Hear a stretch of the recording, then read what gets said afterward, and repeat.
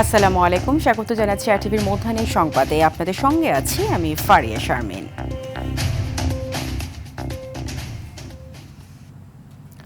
রাজধানীর বনানী শিশা লাউঞ্জে আধিপত্য বিস্তারকে কেন্দ্র করে পরিকল্পিতভাবে রাহাত হোসেন রাব্বিকে হত্যা করা হয়। এই ঘটনায় সরাসরি জড়িত দুজনকে কুমিল্লা থেকে গ্রেফতার করেছে র্যাব। শনিবার উত্তরায় সংবাদ সম্মেলনে র্যাব ১-এর অধিনায়ক লেফটেন্যান্ট কর্নেল আশিকুর রহমান জানান, ভিকটিম ও হত্যাকারীরা পূর্ব পরিচিত। তারা নিয়মিত ওই শিশা লাউঞ্জে যাতায়াত করতেন এবং নিজেদের আধিপত্য বিস্তার করতেন। এই নিয়েই দুই পক্ষের মধ্যে দ্বন্দ্ব তৈরি হয়। এই ঘটনায় আরও কয়েকজন জড়িত, তাদের ধরতে অভিযান চালাচ্ছে র্যাব। এছাড়া অবৈধ শিশা লাউঞ্জগুলো অভিযান চালিয়ে বন্ধ করে দেওয়া হবে বলেও জানান র্যাব কর্মকর্তা। ভিকটিম রাহাতের সাথে আসামিদ্বয়ের দীর্ঘদিন যাবৎ বনানী শিশা লাউঞ্জে আসা যাওয়া এবং এর মাধ্যমে পরিচয় ছিল এবং শিশা লাউঞ্জের ভিতর আধিপত্য বিস্তারকে কেন্দ্র করে তাদের ভিতরে দ্বন্দ্ব চলমান ছিল। উল্লেখ্য যে ঘটনার দিন রাতে আনুমানিক ১ ঘটিকার সময় ভিকটিম রাব্বি আসামি মুন্নাকে উক্ত শিশা লাউঞ্জ হতে বের হয়ে যেতে বলে, যার ফলে পূর্ব শত্রুতার জের ধরে ভিকটিম রাহাতকে হত্যা করা হয়েছে বলে আসামিদ্বয় প্রাথমিক জিজ্ঞাসাবাদে স্বীকারোক্তি প্রদান করেন। রাজধানীর বনানীতে ফ্রেন্ডস কমিউনিটি ক্লাবে অভিযান চালিয়ে ৩১ বোতল মদ এবং ৫২ বোতল বিয়ার জব্দ করেছে পুলিশ। তবে এই ঘটনায় কাউকে গ্রেপ্তার করা হয়নি। বনানী থানার অফিসার ইনচার্জ মোহাম্মদ রাসেল সরওয়ার জানান, সহকারী পুলিশ কমিশনারের নেতৃত্বে শুক্রবার সন্ধ্যায় অভিযানে গেলে ক্লাবটিতে কাউকে পাওয়া যায়নি। পরে সিকিউরিটি গার্ডের মাধ্যমে তালা খুলে ভেতরে ঢুকে এসব অবৈধ মদ এবং বিয়ার জব্দ করা হয়। এই ঘটনায় আইনি কার্যক্রম প্রক্রিয়াধীন বলেও জানান তিনি।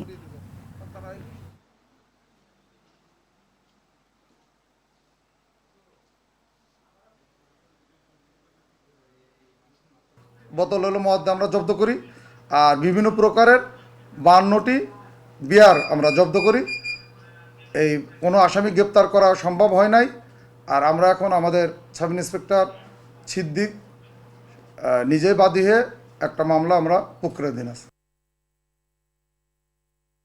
রাজশাহীতে অভিযান চালিয়ে অস্ত্র ও বিস্ফোরক সরঞ্জাম উদ্ধার করেছে সেনাবাহিনী। সকাল থেকে নগরীর কাদিরগঞ্জ এলাকার ডক্টর ইংলিশ নামের ওই প্রতিষ্ঠানটিকে ঘিরে রাখেন তারা। সেনাবাহিনী বলছেন, অভিযান চালিয়ে ওই প্রতিষ্ঠানে 2টি বিদেশি এয়ারগান, একটি রিভলভার, কর্টিজ এয়ারগান, 3 বক্স সীসা, একটি ম্যাগনেট, 6টি দেশীয় অস্ত্র, একটি জিপিএস, 4টি ওয়াকি টকি, একটি ট্রাউজার গান, 10টি সিম কার্ড, একটি বাইনোকুলার, বিস্ফোরক তৈরির সরঞ্জাম, পাসপোর্ট, এনআইডি, 6টি মনিটর, 3টি কম্পিউটার, 3টি স্ক্যানার ও 35টি মদের বোতল উদ্ধার করেছে। পরে সেগুলো পুলিশের কাছে হস্তান্তর করা হবে।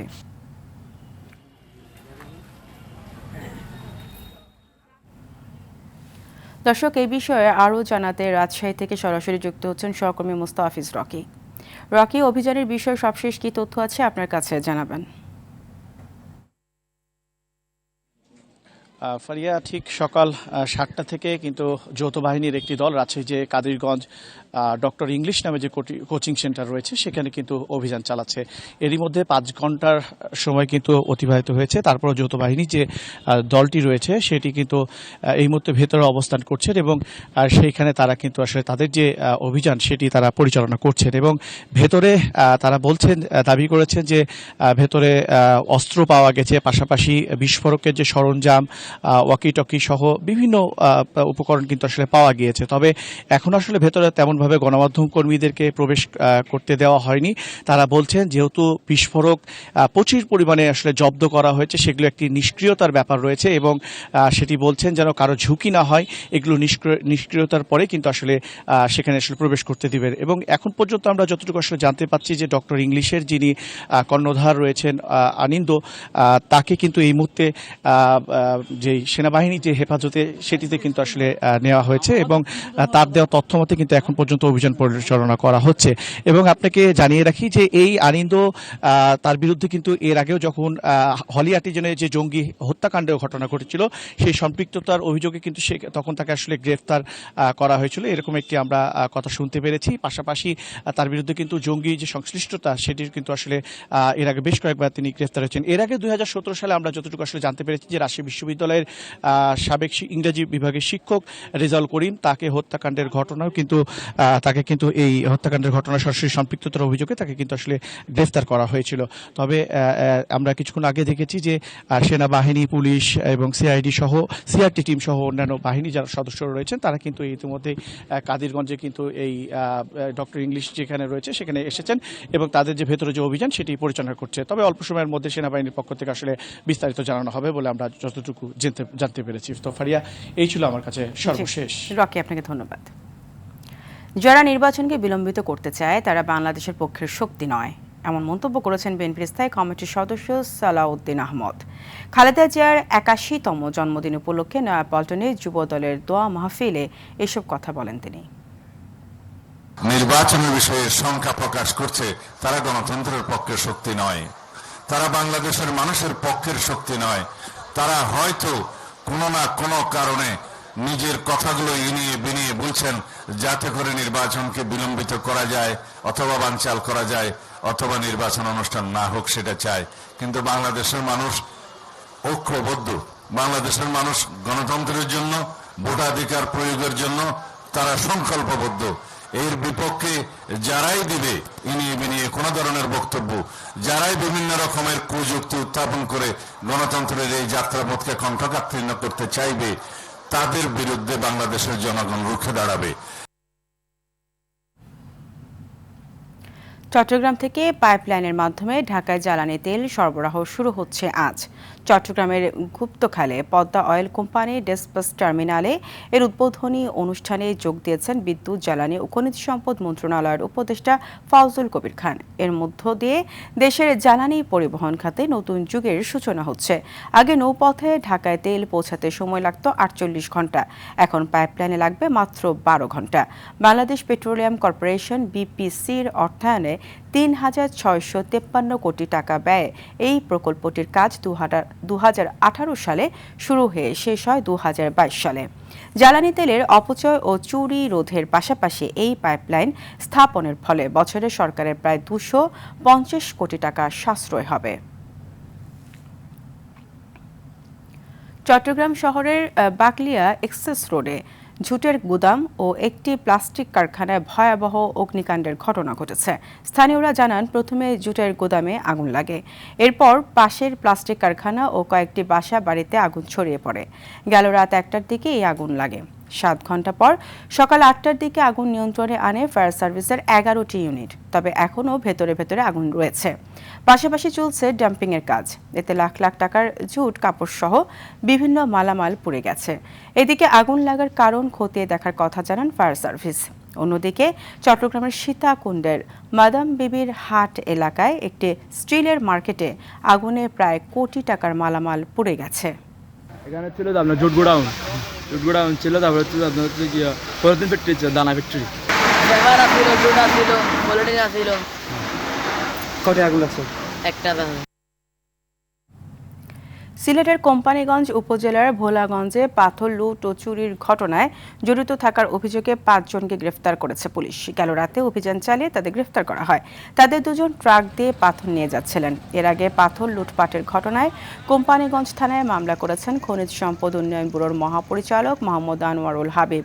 মামলায় অজ্ঞাত ১৫০০ থেকে ২০০০ জনকে আসামি করা হয়েছে। এদিকে জাফলং থেকে আরও ৭,০০০ ফুট পাথর জব্দ করা হয়েছে। সব মিলে লক্ষাধিক ফুট পাথর জব্দ করা হয়েছে। এই পাথর প্রতিস্থাপনের কাজ করছে স্থানীয় প্রশাসন। খুলনার রূপসা ঘাটে বাংলাদেশ কৃষি ব্যাংকে দরজার তালা ও ভোল্ট ভেঙে প্রায় ১৬ লাখ টাকা চুরি হয়েছে। গেল রাতে রূপসা ঘাটে ৩তলা ভবনের ২য় তলায় অবস্থিত কৃষি ব্যাংকের শাখায় এই ঘটনা ঘটে। তবে এই ঘটনার সঙ্গে জড়িত কাউকে পুলিশ এখনও গ্রেপ্তার করতে পারেনি। স্থানীয়রা জানায়, গেল রাত ১০টার দিকে নিরাপত্তা প্রহরী ব্যাংকের মূল গেটের কলাপসিবল গেটের তালা কাটা দেখে চিৎকার করতে থাকে। তার চিৎকার শুনে স্থানীয়রা এগিয়ে আসে এবং পুলিশকে জানায়। পরে পুলিশ ঘটনাস্থলে পৌঁছায়। ১৬,০০০ টাকা ছিল। এখানে ১৫০০ টাকা আছে, ১৪২০ টাকা আছে, আর নাই, সব নিয়ে গেছে। প্রাথমিকভাবে আমাদেরকে মনে হচ্ছে যেহেতু আজকে ছুটির দিন ছিল, স্বাভাবিকভাবেই যারা ব্যাংকের কর্মকর্তা কর্মচারী তারা বাইরে ছিল। এই সুযোগে হয়তোবা কিছু কতিপয় দুষ্কৃতিচারী চোর বা তারা আসলে এই সুযোগটা নিয়ে কিছু টাকা পয়সা চুরি করছে। সনাতন ধর্মাবলম্বীদের আরাধ্যা দেবতা ভগবান শ্রীকৃষ্ণের জন্মতিথি ও শুভ জন্মাষ্টমী আজ। দেশের হিন্দু সম্প্রদায় ধর্মীয় ভাব গাম্ভীর্য ও আনন্দ উৎসবের মধ্য দিয়ে দিনটি পালন করছেন। পুরাণ মতে ভাদ্র মাসের শুক্লপক্ষের অষ্টমী তিথিতে ভগবান শ্রীকৃষ্ণ জন্মগ্রহণ করেন।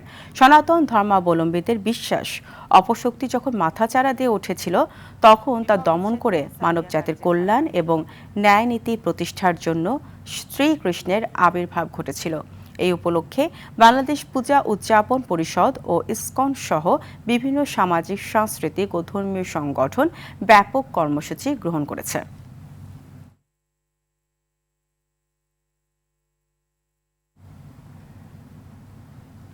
কুষ্টিয়ার ভেড়ামারায় মোটরসাইকেল রেস করার সময় পিকআপের সঙ্গে সংঘর্ষে 2 কিশোর নিহত হয়েছে। শুক্রবার রাতে এই দুর্ঘটনা ঘটে। স্থানীয়রা জানান 10টি মোটরসাইকেলে করে কয়েকজন কিশোর লালন শাহ সেতু থেকে ভেড়ামারা অভিমুখে রেস শুরু করে। বেপরোয়া গতিতে আসার সময় কুষ্টিয়া পাবনা মহাসড়কের যাত্রী ছাউনি এলাকায় একটি পিকআপের সঙ্গে সংঘর্ষ হলে 2 কিশোর নিহত হন। নিহতরা হলেন কুষ্টিয়ার দৌলতপুরের নাহিন ও সিয়াম।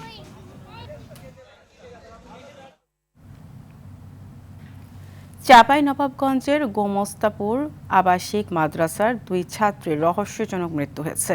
শুক্রবার রাতে রাধানগর ইউনিয়নের শেফালি বেগম মহিলা নুরানি হাফিজিয়া আবাসিক মাদ্রাসায় এই ঘটনা ঘটে। 2 শিশু হল একই ইউনিয়নের তরিকুলের মেয়ে তানিয়া ও সবুর আলীর মেয়ে জামিলা। শুক্রবার রাতে খাওয়ার পর মাদ্রাসার ছাত্রীরা ঘুমিয়ে পড়ে। রাত 1টার দিকে হঠাৎ তানিয়া ও জামিলা অসুস্থ বোধ করে ও বমি করতে থাকে। পরে উপজেলা স্বাস্থ্য কমপ্লেক্সে নেওয়া হলে মৃত্যু হয় তাদের। তানিয়ার বাম পায়ের গোড়ালিতে ক্ষতের চিহ্ন থাকলেও জামিলার দেহে কোনো ক্ষত ছিল না। গোমস্তাপুর থানার ওসি ওয়াদুদ আলম বলেন, 2 শিশুর মৃত্যুর কারণ নিশ্চিত নয়। ময়নাতদন্ত প্রতিবেদন পেলে মৃত্যুর সঠিক কারণ জানা যাবে।